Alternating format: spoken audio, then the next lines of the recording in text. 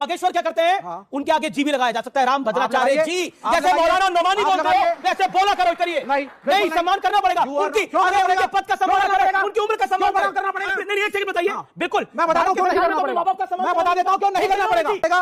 राम भद्राचार्य जी कह रहे हो ना, राम भद्राचार्य जी बोला। Thank you. अब आप सुनिए पहले। हाँ बोलिए।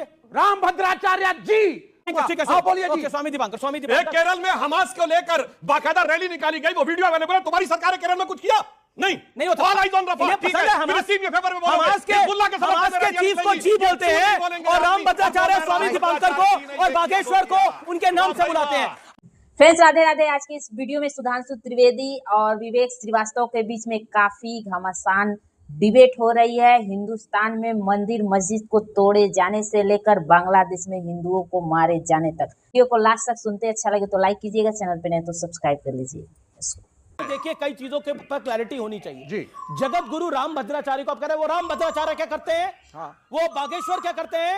उनके आगे जी भी लगाया जा सकता है। राम भद्राचार्य जी जैसे मौलाना नोमानी बोलते हो वैसे बोला करो, करिए। नहीं, सम्मान करना पड़ेगा उनकी, उनके पद का सम्मान करेगा, उनकी उम्र का सम्मान करना पड़ेगा। नहीं, एक सेकंड बताइए। बिल्कुल मैं बताता हूं क्यों नहीं करना पड़ेगा। मैं बता देता हूं क्यों नहीं करना पड़ेगा। मैं बताऊं क्यों नहीं करना पड़ेगा। ये फुरफुरा शरीफ के आगे बोलेंगे, बोलो। फुरफुरा शरीफ के आगे उम्र का तो याद करिए। अब आप मेरे को बोलने दीजिए। सुनिए सुधांशु भाई, अब क्यों नहीं करना पड़ेगा। राम भद्राचार्य जी कह रहे हो ना, राम भद्राचार्य जी ने ब्राह्मणों की कुछ जी thank you so much. Very good. Rambhadracharya ji बोला। Thank you. अब आप सुनिए पहले। बोलिए। राम भद्राचार्य जी राम भद्राचार्य जी कहते हैं बड़ा ही अनर्थ हो गया, बड़ा कष्ट दिया गया है आसाराम बापू जी को। मैं अपने दोस्त नरेंद्र मोदी जैसे आपको बोलने की आजादी, उन्हें भी बोलने की आजादी है। आसाराम को छोड़ने स्वामी दीपांकर जी नहीं बोलूंगा। ठीक है, बोलिए जी। स्वामी दीपांकर केरल में हमास को लेकर बाकायदा रैली निकाली गई, वो वीडियो अवेलेबल है। तुम्हारी सरकार ने केरल में कुछ किया? नहीं होता।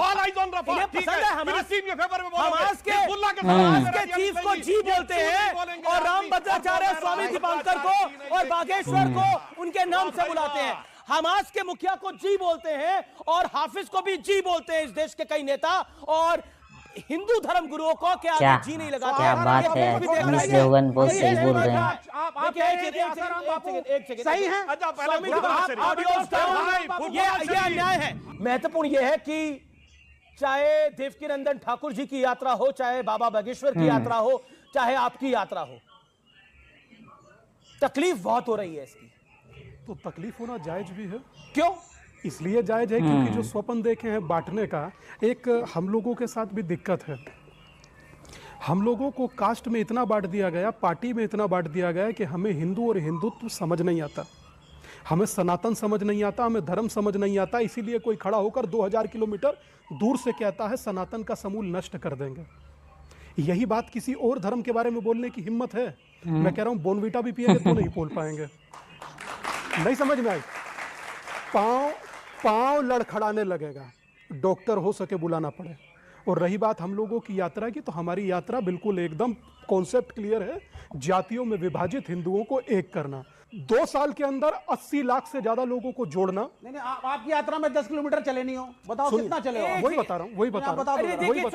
बीच में क्यों बोल रहे हैं ना आप? बीच में बोलना चाहिए क्या? आप हाथ खड़ा करिए, जो चाहते हैं बीच में कोई ना बोले। बताइए, अपनी बात करिए। आप ही के ज्ञान का वर्धन कर रहे हैं। 2 साल के अंदर 80 लाख लोगों से एक डाटा सारा साइट पर है। 80 लाख लोगों को जोड़ना, एक हिंदू होने का संकल्प दिलाना, 16,000 किलोमीटर की यात्रा, 6 राज्यों तक जाना, और उसके बाद खड़े होकर के आज ये चर्चा करना।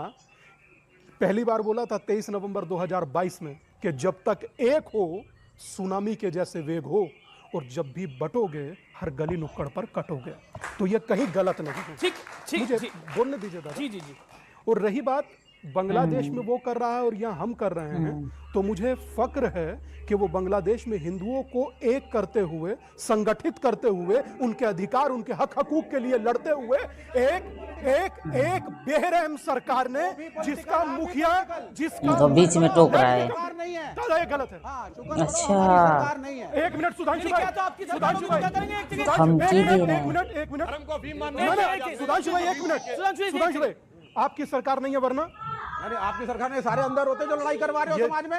ये कौन अंदर होता? क्यों नहीं? कौन अंदर होता? ये जितने यात्रा वाले हैं मतलब कि हम लोग यार सीधा आप कह रहे हैं, लोगों कोई को दिक्कत लड़वा नहीं। रहे हैं हिंदू कौन मुसलमान कौन की एकता की बात नहीं करते। नाम लीजिए कौन कौन अंदर होता है? नहीं ये सारे जितने सरेआम कर रहे हैं, धमकी इन्होंने दे रहे हैं, शुरू बाप किया। रे बाप। यही जन्मदाता है ये तो खड़े हुए हैं। मतलब आप कह रहे हैं बागेश्वर में सबने इनके देखा देखी ही शुरू किया है। बड़ी बात बोल रहे हैं। एक सेकंड भाई, डबल समाज माइक। को आप क्यों क्या कह रहे हैं? क्या कह रहे हैं? कौन कौन अंदर होता है? अब बताओ। कौन-कौन भाई अंदर होता है? अगर हमारी सरकार होती और ऐसी यात्राएं निकलती जिससे समाज में विघटन होता तो चाहे ये हो और नाम चाहे लीजिए, नाम इनसे लीजिए। ये आचार्य दीपांकर Oh चाहे my इनसे पहले God. बाबा लोगों एक्शन तो होता। एक्शन होता देवकीनंदन ठाकुर पे भी। नहीं नहीं क्यों गलत क्यों कर रहे हो क्यों दौड़ रहे हो ये क्या इनको क्या होता है? एक सेकंड, क्या होता है? ये गिरफ्तार होते हैं। अरे बाबा एक्शन लेते लीगल एक्शन लेते जो हाँ, होता है। हाँ, सही है। अमित ये शर्मा। कर भी चुके हैं ऐसा लेते पहले। छोड़ो, ए सरपंच से जुदा नारा लगा था, एक्शन लिया था? बोलो। बिल्कुल नहीं लिया जुदा था। नारा लगा था, एक्शन लिया था? नहीं लिया था। उल्टा परमिशन दी थी कि पीएफआई वाले वो निकालेंगे, रैली निकालेंगे। बोलो करते तो अलग, जो 85% किया हिंदू उससे हैं। शांत हैसियत शांत नहीं है। होइए, शांत होइए। मुझे जवाब दे दीजिए, कांग्रेस से लिया था? नहीं, पर नहीं, एक सुधांशु इन्होंने बोला सुधांशु इन्होंने बोला कि इन्होंने बोला कि चाहे बाबा बागेश्वर हो, चाहे स्वामी दीपांकर हो, चाहे देवकीनंदन ठाकुर हो, वो गिरफ्तार होते अगर हमारी सरकार नहीं होती नहीं, आज। इनकी सरकार यह है, मैं कहता हूं कोई भी जाके चेक कर ले। 2007 में मिस्टर चक्रवर्ती इनके मिनिस्टर थे ट्रांसपोर्ट के पश्चिम बंगाल की सरकार में। वो केवल दक्षिणेश्वर काली में जाके पूजा कर लिए थे तो प्रकाश कारत ने उनके खिलाफ डिसिप्लिनरी एक्शन कर दिया था कि आप कम्युनिस्ट हैं, आप जाकर कैसे कर सकते हैं किसी मंदिर में पूजा, मगर उसी कम्युनिस्ट पार्टी पीरजादा अब्बास सिद्दीकी के पास जाती है, कोई नहीं होता। आपने किसी कम्युनिस्ट नेता की पूजा करते हुए फोटो नहीं देखी होगी, मगर जो रोजा अफ्तार की दावतों में खूब फोटो में देखी होगी। जी लेकिन अब मैं एक चीज बताता हूं। सेक्युलरिज्म के जिस खेल में देश को दशकों से घुमाया जा रहा है, आज उसकी कड़वी सच्चाई देश के सामने आना और रखना बेहद जरूरी हो जाता है व्यूअर्स। इसलिए अगले 60 सेकंड में मेरी ये बात को ध्यान से सुनिए। इस देश में प्लेसेस ऑफ वर्शिप एक्ट का काफी जिक्र होता है। इसे 1991 में लागू किया गया था और उस वक्त देश में कांग्रेस की सरकार थी, नरसिम्हा राव उसके प्रधानमंत्री थे। इस एक्ट के मुताबिक 15 अगस्त 1947 को देश में धार्मिक स्थल जिस भी स्थिति में है उसकी वही स्थिति बरकरार रहेगी, उसमें कोई बदलाव नहीं हो सकता। और इस एक्ट से अयोध्या के विवाद को अलग रखा गया था। यानी जो हिंदू ये दावा करते हैं कि आक्रांताओं ने उनके मंदिरों को तोड़कर वहां दूसरे धर्म की इमारतें बनवा दी, उन हिंदुओं के पांव में इस कानून से ऐसी बेड़ियां डालने का प्रयास हुआ जिससे वो भविष्य में कभी अपने धार्मिक स्थलों की सच्चाई पता लगाने की कोशिश भी न कर सके, मांग भी न कर पाए। और दूसरी तरफ 1995 और 2013 में कांग्रेस की सरकारों ने संशोधन किए, में बदलाव किए, जिसकी वजह से उसकी ताकत असीमित हो गई। इन बदलावों के बाद वक्फ बोर्ड किसी भी संपत्ति पर अपना हक जमा सकता है, जता सकता है और उनके दावे को कोर्ट में चुनौती देना लगभग नामुमकिन है। सोचिए ये कैसा सेकुलरिज्म था। बहुत और इन कांग्रेस सेकुलर बहुत सरकारों गलत ने की है, दोगलापन हिंदुओं को तो की है। प्लेसेस ऑफ वर्शिप एक्ट दिया था और दूसरी तरफ वक्फ का एक्ट दिया था। सोचिए सच्चा सेकुलरिज्म क्या है, ये मैं आप पे सोच छोड़ता बहुत हूं। बढ़िया। आप अपनी बात को रखिए, बोलिए क्या सवाल है आप लोगों के। सवाल था कि नेहरू जी, इंदिरा गांधी जी और राजीव गांधी जी सदैव जातिवाद और जाति प्रथा का विरोध किए थे, वो जाति जनगणना के समर्थन नहीं थे, तो फिर विपक्ष आज के वक्त में क्यों इतना जोर दे रहा है कि जाति जनगणना होनी चाहिए? सर जी इंदिरा गांधी कहती थी जात पे ना पात पे मोहर लगे कि हाथ पे। यूनिटी की बात कर रही थी कि सभी जातियों को बराबरी तो को मोदी जी भी तो वही कर रहे हैं अभी। नहीं मोदी जी तो हिंदुओं को अलग कर रहे हैं, मुसलमानों को अलग कर रहे हैं, अगलों को अलग कर रहे हैं, पिछड़ों को अलग कर रहे हैं। राम भद्राचार्य ब्राह्मणिकल सुप्रीमेसी की बात करते हैं तो अमीश भाई कहते हैं जी करके यूज करिए। तो ये तो कल्चर ही देश का अलग जा रहा है। ठीक है कल्चर ही अलग जा रहा है और मतलब जी दूसरा खराब कल्चर है, हाफिज तू तरह का बढ़िया कल्चर है। शंकराचार्य जी ने बागेश्वर धाम, सुन लीजिए सुधांशु भाई, बागेश्वर धाम की यात्रा के बारे में माननीय ज्योतिष मठ के शंकराचार्य ने कहा है टोटल पॉलिटिकल है। दूसरी बात नहीं, आपने खुदाई की बात करी। दीजिए फिर प्रियंका कक्कड़ और सुधांशु जी। दो तीन बातें महत्वपूर्ण अपने युवा भाइयों से कहना चाहता हूँ। बांग्लादेश आप सब लोग देख रहे हैं, जिन्हें केरला और कश्मीर का झूठ लग रही थी, बांग्लादेश लाइव चल रहा। उसके बावजूद भी हिंदुओं के विषय में बोले हम लोग गुनाहगार कैसे, ये लोग जय फिलिस्तीन कह के गाजा तक के लोगों को एक करें, ये सेक्युलर कैसे? कहीं तो थोड़ा तो यार रहम और कहीं तो अपने गुनाहों के बारे में सोचिए। लेके जाओ, सारी मस्जिद खोद डालो। लेट मी एक कुल्हाड़ी इनको दे दो। पागल हो गए। शिवलिंग ढूंढो उसके अंदर। यार ये गलत बात है। ये कोई बात होती है? यही करो, यही रह गया है। चाइना में इनको कुल्हाड़ी दो। गलत होती है। विषयांतर हो रहा है, विषयांतर हो गया पूरी चर्चा का। अमीश ये गलत है। देखिए विवेक जी, विषय पे रहिए, विषय पे रहिए, वो विषय नहीं है मेरा। अमीश इस देश में हिंदू होना साधु होना गुनाह रहा, विवेक जी के लिए समझ में आता। लेकिन क्या इनका political बस नहीं चल रहा, इनका बस नहीं चल रहा। मेरा बस चलता तो इन्हें जेल में डलवा देता। मेरी सरकार बोला। भाई साहब आप जेल में डलवाइए। हिंदू को ना तो जोड़ने में रुका जाएगा, ना थका जाएगा, ना झुका जाएगा। हिंदू का मतलब हिंदू। आप समाज और देश दोनों तोड़ रहे हैं। अच्छा आप समाज और देश दोनों तोड़ रहे हैं। पूरा करने दीजिए, आप बोलिएगा। आप पहले बोलिए शंकराचार्य सही है या गलत? डॉक्टर भीमराव कह रहे हैं कि बागेश्वर धाम की यात्रा पॉलिटिकल। अरे ठीक है, रुकिए महाराज, रुकिए। डॉक्टर भीमराव अंबेडकर कहते थे जातिवाद नहीं होना चाहिए, वो गलत हो गए। राम मनोहर लोहिया कहते थे जातिवाद नहीं होना चाहिए, वो गलत हो गए। पॉइंट आप मुझे कंप्लीट करने दीजिए। जी जी। संत रविदास के गुरु थे रामानुजाचार्य, वो कहते थे कि जाति पाति पूछे नहीं कोई, हरि को भजे सो हरि का। वो दिग्गज गलत ये सही हो गया। ये सही हो गए। हम सही हो गए, हम बिल्कुल सही हो गए। सुधांशु ने गलत नहीं कहा, सुधांशु जी ने बिल्कुल सही कही। एक लकड़ी हो तोड़ दो, दम नहीं है तोड़ दे। बात पर नहीं टूटे। उस गट्ठर में मुसलमान क्यों नहीं है? होना होगा। आपके गट्ठर में मुसलमान क्यों नहीं है? ईसाई क्यों नहीं है? माइनॉरिटी क्यों नहीं है? ठीक है मैं फिर कह रहा हूँ ये नस्ल फाड़ लेंगे, नस्ल फाड़ लेंगे। इत्मीनान से प्रियंका कक्कड़ को मैं आ रहा हूं। सुधांशु जी, प्रियंका कक्कड़, देखिए एक चीज तो बहुत क्लियर है जो आपने भी आरोप लगाया कि बीजेपी देश भर में ध्रुवीकरण का एक एजेंडा चला रही है, ये आपने आरोप लगाया। लेकिन दूसरी तरफ से भी तो यही एजेंडा चल रहा है। अब आप देखिए महाराष्ट्र का चुनाव था, नोमानी क्लियर कट फतवा दे रहे थे। स्वरा भास्कर और उनके शौहर साहब, उनके मियां साहब, वो नोमानी के पास जा रहे थे। समाजवादी पार्टी के अबू आजमी एक ऐसे क्लरिक के पास जा रहे थे तो गजवा हिंद की पैरवी करता है। अब बताइए कमी कहां रही है? कमी कहां रही है? अगर एक तरफ है तो दूसरी तरफ भी तो है। देखिए हमने सबको सुना यहाँ पर, और ये युवा पीढ़ी सामने बैठी है, तो मैं इनको सिर्फ इतना कहना चाहूंगी कि मैं भी विवेक जी की बातों से सहमत नहीं हूँ। वो एथिस्ट है तो वो गरियाते हैं, हिंदू पर भी वो गरियाते हैं, मुसलमान पे भी नहीं गरियाते हैं। मुसलमान वो दोनों पे गरियाते हैं। दिखा दीजिए, मैं अपनी बात वो दोनों पे गरियाते हैं। और हमारे देश में अब जैसे ये इस्कॉन में जो हुआ, हम आम आदमी पार्टी पूरा समर्थन करती है, मांग करती है भाजपा से कि कुछ एक्शन ले, क्योंकि हमारे पास तो एक ऐसे प्रधानमंत्री जो कहते हैं घर में घुस के मारूंगा। हमारे प्रधानमंत्री जी ने कहा था घर में घुस के मारूंगा, वो ऐसा कहते हैं ना, तो कुछ स्ट्रॉन्ग एक्शन ले। बांग्लादेश की सरकार कहती है कि इंडिया कौन होती है घुसने वाली हमारे इंटरनल मुद्दों में। हम क्या करें? इतने बड़े प्रीस्ट, उनको अरेस्ट कर लिया, उनको जेल हो गई, और हमारी सरकार हाथ में। ये भी सही बात है। ओके, सुधांशु जी का रिप्लाई जरूरी। देखिए, जो इन्होंने कहने का प्रयास किया, यहाँ समस्या क्या है कि एक समुदाय को तो खूब तोड़े रखना, और सिर्फ जाति में नहीं तोड़े रखना, उत्तर दक्षिण में भी तोड़ना है। याद करिए डीके सुरेश जो कि कर्नाटक के मिनिस्टर हैं, वो कहते हैं कि साउथ जो है वो ज्यादा टैक्स देता है, इसलिए हमें अलग हो जाना चाहिए। मतलब उनसे पूछा गया कि आप अलग होने की बात करेंगे, पत्रकार का इंटरव्यू, नहीं तो हम अलग होने पर भी सोच सकते हैं।